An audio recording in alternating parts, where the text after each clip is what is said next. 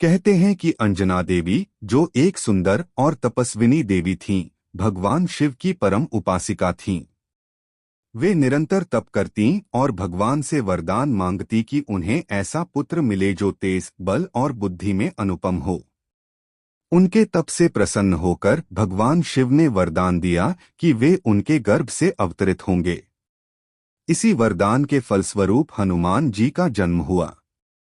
इसीलिए उन्हें शंकर सुवन केशरी नंदन कहा जाता है। उनका जन्म पर्वतों की गोद में हुआ।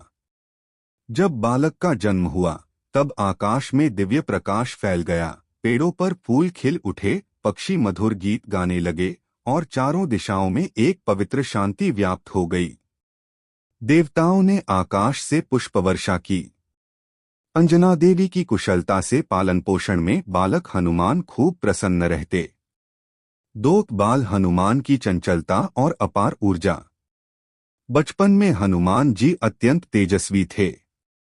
उनकी आंखों में चमक, चेहरे पर मासूम मुस्कान और शरीर में अपार बल था।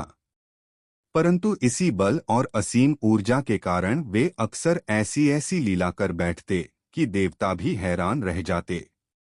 वे हवा में उड़ते, वृक्षों पर चढ़ते, नदियों को खेल खेल में पार कर जाते और पर्वतों को हाथों में उठाने का अभ्यास करते। उनकी माता कई बार समझाती, बेटा इतना बल प्रयोग मत किया करो, पर बाल हनुमान का मासूम उत्तर हमेशा यही होता, माते मैं तो बस खेल रहा हूँ। 3 सूरज को फल समझकर निगलने की लीला। एक दिन सुबह सुबह बाल हनुमान ने आकाश में उगते हुए तेजस्वी लाल सूर्य को देखा। उन्हें लगा कि यह कोई बड़ा सा चमकदार फल है। बचपन की निष्कपट बुद्धि से उन्होंने सोचा, इतना सुंदर लाल फल, मैं इसे क्यों न खा लूं? और वे छलांग लगाकर आकाश में उड़ चले। उनकी गति इतनी तेज थी कि देवता भी चौंक गए। सूर्यदेव ने उन्हें आते देखा तो वे भी आश्चर्यचकित होकर चमक बढ़ाने लगे। पर बाल हनुमान तो अडिग थे, वे सूर्य को पकड़ने ही वाले थे। इधर देवताओं में हड़कंप मच गया।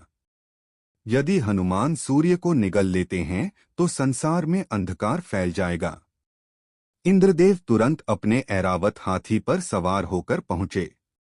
उन्होंने बालक को रोकने के लिए अपना वज्र फेंका।